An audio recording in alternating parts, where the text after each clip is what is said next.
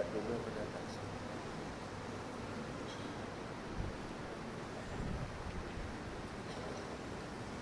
لا ورد النبي المصطفى رسول الله صلى الله عليه وسلم شؤون الفاتحة. بسم الله الرحمن الرحيم. إياك نعبد وإياك نستعين صراط الذين أنعمت عليهم.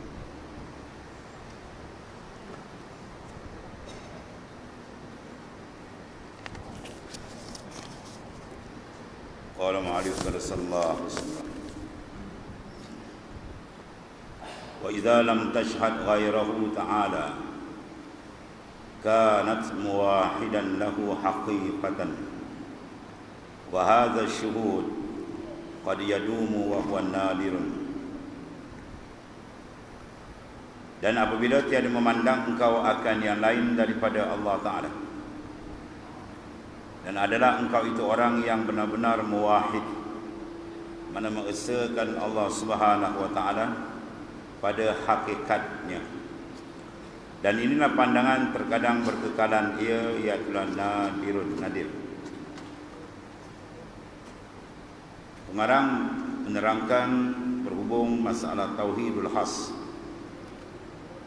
iaitu tauhid dari segi syuhud dan musyahadah akan Allah Subhanahu Wa Ta'ala, yang membawa kepada kerapatan yang tinggi antara hamba dengan Allah Subhanahu Wa Ta'ala, dan akan membuahkan sebenar-benarnya kenikmatan dan kelazatan hamba dengan Allah Subhanahu Wa Ta'ala.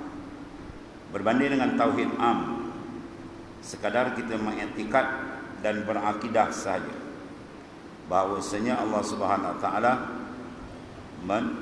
menjadikan segala perkara, mengurus, mentadbir sekalian alam, sebagaimana firman-Nya Allahu yudabbirus samawati wal ardh, Tuhan yang mentadbir sekalian alam, sebagai satu akidah dan pegangan di dalam hati. Adapun dari segi pandangan, ia masih jauh. Dalam gerak kerja luaran dia sering dalam kelalaian, sering tidak merasakan kebesaran pentadbiran Allah Subhanahu Wa Ta'ala, kekuasaan mutlak Allah Subhanahu Wa Ta'ala yang mengurus segala-galanya sehingga kepada dirinya sendiri. Adapun dalam tauhid khas, ia bukan sekadar menjadikan satu akidah dan pegangan yang membentuk ketauhidan kepada Allah Subhanahu Wa Ta'ala, tapi dia menjurus kepada mentauhid secara khusus, secara khas, ialah mentauhidkan dari segi pandangan. Wa iza lam tashhad ghairahu ta'ala, dan apabila tidak engkau pandang selain daripada Allah Ta'ala, yang dirasakan ialah dari Tuhannya, segala perkara, gerak gerinya, gerak diamnya, perbuatannya, pendengaran, percakapan, pertuturan dan segala-galanya sudah dirasai, terasa benar dalam batin hatinya, ia telah geraknya daripada Allah Subhanahu Wa Ta'ala. Ini adalah hasil daripada membanyakkan akan zikrullah dan mengawal segala pantang larang dalam membersihkan batin hati, iaitu menjaga segala anggota yang tujuh.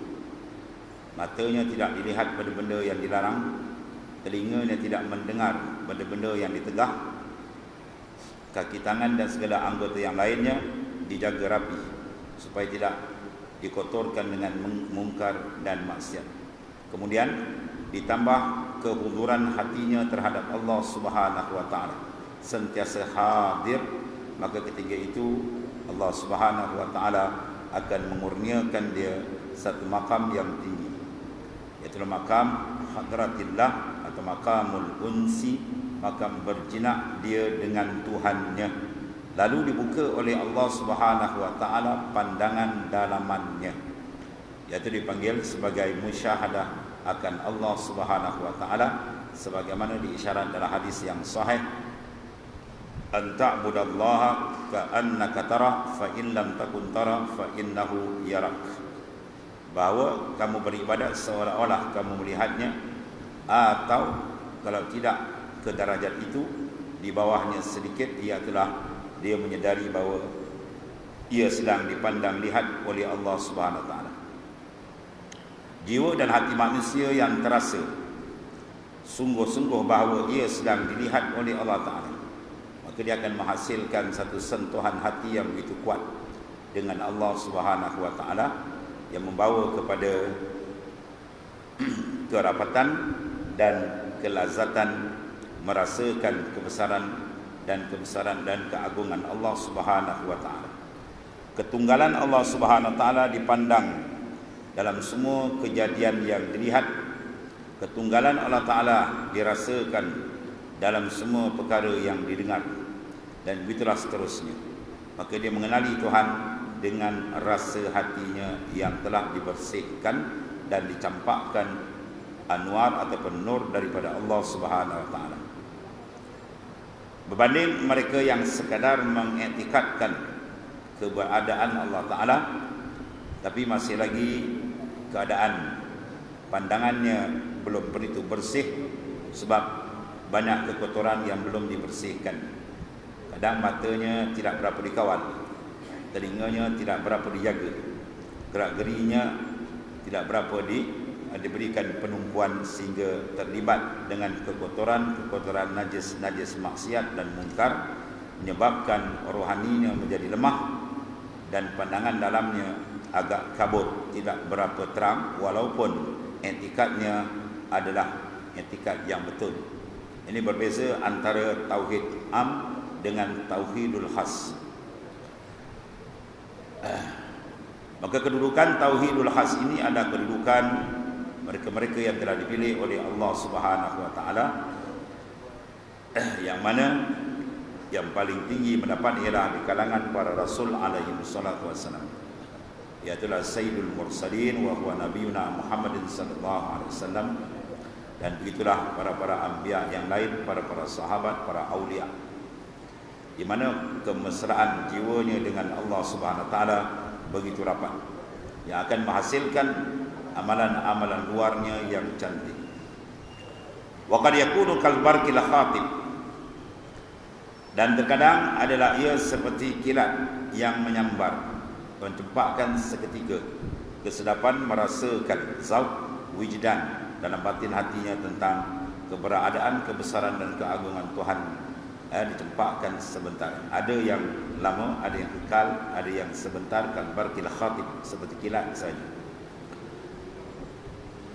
Kemudian kata Tuan Pengarang, wa izan kasyafa laka zalik alimta anna syuhudaka laka zamban fatastaghfiru minka ay min syuhudika lak. Wa izan kasyafa, dan apabila terbuka dan ternyatalah pandangan basirah, mata dalamnya, bagi engkau yang demikian itu, dan saya mengetahuilah engkau bahawasanya pandangan engkau bagi engkau itu adalah dosa atau kesilapan, maka engkau minta ampun daripada engkau, artinya daripada pandang engkau bagi engkau. Sebab itu dalam pemeliharaan ini, puncak yang tinggi dibagikan oleh ulama kepada 3 pemeliharaan, datang daripada Allah Subhanahu Wa Taala. Yang pertamanya, manusia dipelihara oleh Allah Ta'ala. Bantuan pertama ialah mahfuzun anisyirki wal kufri. Yang kedua ialah mahfuzun anil kabair wal ghafalat. Dan ketiganya mahfuzun anil khatarat. Apabila pertolongan Allah Subhanahu Wa Ta'ala diberikan kepada insan, lapisan yang pertama, iaitulah dipeliharakan dia daripada syirik dan kufur. Maka ini Allah Ta'ala memberikan, iaitulah dengan keyakinan dan juga dengan ketakwaan yang diberikan kepada Ta'ala, yang menghasilkan kawalan dirinya tidak terkena kepada bahaya syirik dan kufur. Yang kedua dengan inayah, maka diberikan pemeliharaan peringkat yang kedua, iaitu Tuhan memelihara selain daripada kekufuran dia dapat dielakkan, dia dipelihara daripada kabair was-sarair. Kabair dosa-dosa yang besar dan dosa-dosa yang kecil yang menyebabkan batin hatinya menjadi gelap dan hitam, maka Tuhan peliharakan. Iaitu dipeliharakan dengan apa? Iaitulah dengan inayah daripada Allah Subhanahu wa taala. Sebab dosa ada perkara yang amat bahaya. Disebut oleh Hujjatul Islam Al-Imam Ghazali, inna thiqala dzunub tamna'u ila mashi ila ta'atillah. Sesungguhnya keberatan dosa yang dilakukan oleh insan menyebabkan menyekatkan dia daripada mengerjakan amal yang saleh. Oleh kerana dia terhijab. Sebab tu kata Syekh Daud At-Ta'i, iza lam taqwa ala qiyamil lail wa siyamin nahar fa'lam annaka maqbulun qad qabbalatka hati'atu. Apabila engkau tidak mampu untuk berjaga di waktu malam, qiyam yang diseru dan dipanggil oleh Allah Ta'ala, wa minal laili fatahajjat bihi nafilatan lak. Setengah daripada malam bangunlah kamu mengerjakan tahajud atau ibadat yang lain yang disebut dalam hadis-hadis sahih daripada Nabi SAW, qiraatul Quran, membaca Quran yang merupakan suara yang sangat dikasihi oleh Allah Ta'ala di tengah malam. Jadi benda yang sehebat ini, perasaan kita tidak melakukan, tiba-tiba ada kegagalan. Puncanya ialah disebut oleh Syekh Daud At-Ta'i dalam penulisan Hujjatul Islam Minhajul Abidin, iza lam taqwa ala qiyamil lail wa siyamin nahar fa'lam annaka maqbulun qad qabbalatka hati'atu. Maka sedarlah sesungguhnya engkau telah ditambat dan diikat. Yang mengikat dan menambat kamu sehingga kamu tidak boleh bangun pada waktu malam dan berpuasa pada siang hari, puasa-puasa yang sunat.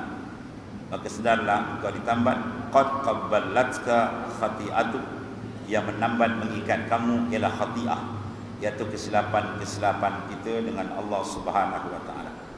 Pada sebut dalam hadis yang sahih, dosa itu diibaratkan sebagai nuqtatun sauda, satu titik bintik yang hitam. Apabila dibiarkan tidak dibasuh, tidak disuci dengan air istighfar dan sentapan ataupun gosokkan taubat kepada Allah Subhanahu wa taala, menyebabkan hati itu semakin keras. Maka ketika itu dia mengalami kecederaan ataupun penyakit yang menyebabkan payah untuk mengerjakan ibadat. Walaupun semangat dia ada, tapi kadang-kadang dia gagal. Maka bila datang bantuan yang kedua, iaitu dengan inayah daripada Ta'ala, maka benda itu akan selesai. Hamba tadi terhindar daripada dosa-dosa besar dan dosa yang kecil dengan dalam bantuan daripada Allah Ta'ala. Dan yang ketiga yang kita bincangkan di sini berhubung dengan masalah tauhidul khas. Dia akan diberikan bantuan lain yang ketiga, iaitu birri'ayah mahfuzun anil ghafalat wal khatar. Dia dipeliharakan daripada segala kelalaian. Bukan bentuk dosa, tapi kelalaian. Lalai pun dia tidak. Dia sentiasa hatinya khudur, hadir ke hadirat Allah Ta'ala. Sebab mengenangkan bahawasanya Allah Subhanahu wa taala tidak pernah putus walau sesaat pun mengurniakan nikmat kepada hamba. Udara yang kita sedut, pernafasan yang diteruskan, jantung yang berdenyut tidak berhenti setiap saat adalah nikmat daripada Allah Ta'ala. Mengapa kita tidak boleh mengingati Allah dalam setiap saat? Sebab ulama disuruh kita sentiasa. Sebagaimana sentiasanya nikmat Tuhan tidak diputuskan, begitulah kita kena sentiasa mengingatinya. Fi kulli lamhatin, dan tiap-tiap kelipan mata kita. Wa nafasin, tiap-tiap nafas turun dan naik. Ya, itu disuruh. Wasi'ahu ilmullah, yang meluasi ilmu Allah Ta'ala. Kita lihat keadaan semasa yang berlaku. Gejala corona. Itu pun manusia tidak kelang kabut. Dunia kelang kabut. Baru sedikit saja digegar. Belum lagi didatangkan musibah, masaib yang besar-besar. Ya, menunjukkan kedaifan, kefakiran, kedaifan, ya, kelemahan insan apabila Tuhan menunjukkan sedikit sahaja, ya, didatangkan bala-bala daripada segala bala Allah Ta'ala, maka manusia mula mengenali kelemahan, ya, diri mereka itu. Betapa besarnya kuasa Allah Subhanahu Wa Ta'ala, betapa cemasnya manusia, ya, sebab mereka takut mereka maknanya terputus kehidupan dunia yang sementara. Padahal benda itu adalah kecil jika dibandingkan dengan makna kerosakan dalaman. Kalau manusia sakit membawa kepada mati, mereka bimbang sebab putusnya nikmat duniawi yang sementara. Dia tidak sedar kalau dalaman dia putus dengan Allah, merosakkan rohani, boleh menyebabkan putus nikmat akhirat yang lebih besar, ukhrawi. Maka di sini apabila dibukakan oleh Allah Ta'ala akan pandangan dalaman dia kepada Allah Ta'ala kekal. Satu kurniaan itu adalah dengar riayah. Maka pohonlah kepada Allah Ta'ala, bangunlah pada waktu malam, ya, berdoa dengan Allah Ta'ala.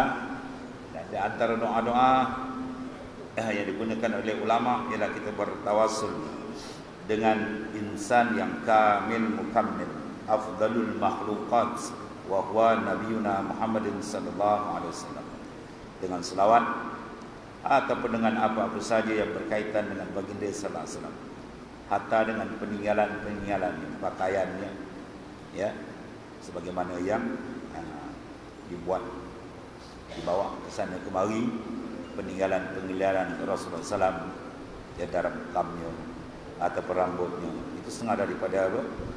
Ajza', juzuk-juzuk yang mulia. Maka kita mengambil keberkatan, boleh bertawasul, itu tidak ada masalah. Ya, dari segi akidah kita memohon kepada Allah dengan, ya, keberkatan baginda sallallahu alaihi wasallam. Dan banyak kalau nak dibahas dalam bab ini nas-nas daripada hadis-hadis sahih Nabi sallallahu alaihi wasallam.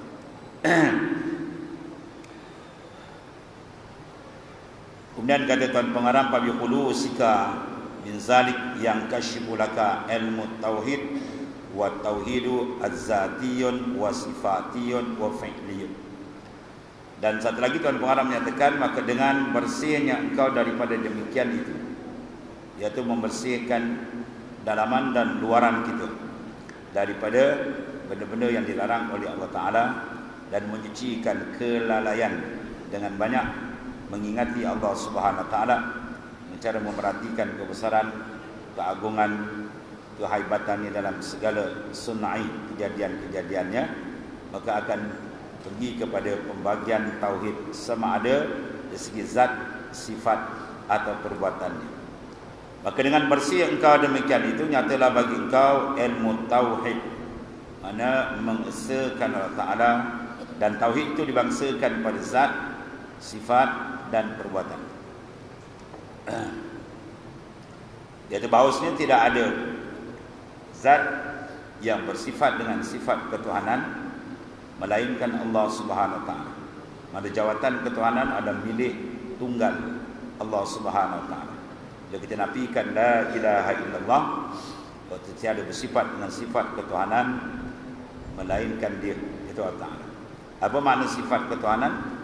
Yang disebut dalam firman Allah Ta'ala, ya ayuhan nas antumul fuqara ilallah wallahu huwal ghaniyul hamid. Wahai manusia, antumul fuqara, kamu fakir kepada Allah Ta'ala, wallahu huwal ghaniyul hamid, sedangkan Allah Ta'ala itu maha kaya. Maka di sini ulama mengeluarkan makna ketuhanan daripada ayat ini dua perkara, iaitu istighna ila an kulli ma siwa, satu, yang kedua waftiqaru kullu ma ada ilai. Bila sebut saja Tuhan, bermakna dia tidak berhajat kepada yang lain sebab dia maha kaya. Dan keduanya, semua benda yang lain ada terikat, berhajat, bergantung, ya, terikat dengan dia. Itulah besarnya ketuhanan, kehebatan Allah Ta'ala. Maka kita tunggalkan yang memiliki sifat ini hanyalah Allah Subhanahu Wa Ta'ala. Mana zat, yang tunggal yang menjawab jawatan ketuhanan. Begitulah segi sifat. Segala sifat-sifat Allah Ta'ala tidak ada yang menduai dari segi sifat ketuhanan dalam memberikan akan taksir atau kesan dalam menentukan segala-gala dan menjadikan segala-gala. Dan begitu dengan perbuatan. Hakikat yang membuat sebenarnya adalah ia, sebagaimana firman-Nya, Allahu khalaqakum wa ma ta'malun. Allah Ta'ala yang menjadikan kamu dan perbuatan kamu. Maka berbahagialah mereka yang sudah ditajalikan, dibukakan batin hatinya oleh Allah Ta'ala, dapat memandang ya dengan pandangan yang begitu hebat, mukasyafah, iaitu hatinya dibukakan, dapat menghadap benar, merasakan ketunggalan, kebesaran, kehebatan zat, sifat dan af'al Allah Subhanahu wa Ta'ala. Maka dimasukkan dia dalam golongan orang yang mentauhidkan Tuhan yang sebenar-benarnya. Berdoa kepada Ta'ala, mudah-mudahan Allah Ta'ala membuka mukasyafah ya, pandangan tauhid yang khas yang membawa kepada kerapatan, kenikmatan, pendampingan kita dengan Allah Subhanahu wa Ta'ala. Wa kullama wajadta naw'an minha bana laka asyirk fi diddihi mimma istawihi lahu al-khalq wa huwa maqamul fardih. Dan manakala mendapat engkau akan satu bagai daripadanya, nyatalah bagimu sekutu itu pada lawannya. Maknanya apabila seorang dibukakan tauhid sama ada dari segi zat, sifat atau perbuatannya, maka jelaslah kepada dia ya syirik, kekotoran yang menjauhkan seseorang daripada Allah Subhanahu wa Ta'ala. Maka untuk mendapat akan tauhidul khas, hendaklah dilatih jiwa kita supaya banyak mengingati Allah Subhanahu wa Ta'ala, sehingga terasa benar di dalam batinnya akan zauq keberadaan Allah yang mempunyai sifat-sifat kesempurnaan, yang mana takluknya kepada sekalian khalaik, sekalian makhluk. Dan kelazatan ini diberikan oleh Ta'ala kepada orang yang bersungguh-sungguh, sebagaimana dijanjikan, walladzina jahadu fina lanahdiyannahum subulana. Dan mereka yang bersungguh-sungguh pada jalan kami dengan riadah dan mujahadah, insya-Allah dibukakan oleh Allah Subhanahu wa Ta'ala. Dan inilah dikatakan sebagai nikmatul uzma, nikmat yang paling besar, iaitulah nikmat yang disebut an-naim wa in tanawwa'at mazahiruhu innama liqtirabi wa syuhudi.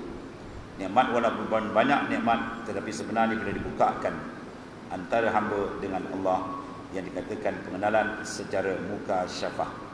Mudah-mudahan dengan keberkatan Rasulullah SAW, para sahabat ahli bait, Allah Ta'ala membukakan kepada kita akan pembukaan makrifat yang sebenar kepadanya, insya-Allah. Wallahu a'lam. Bismillahirrahmanirrahim. Alhamdulillah rabbil alamin. Sayyidina Maulana Muhammadin ala alihi wasallam. Allahumma firna ya rabbana. Inna khairal kulli yarik wa anta bina rahim. Alhamdulillah.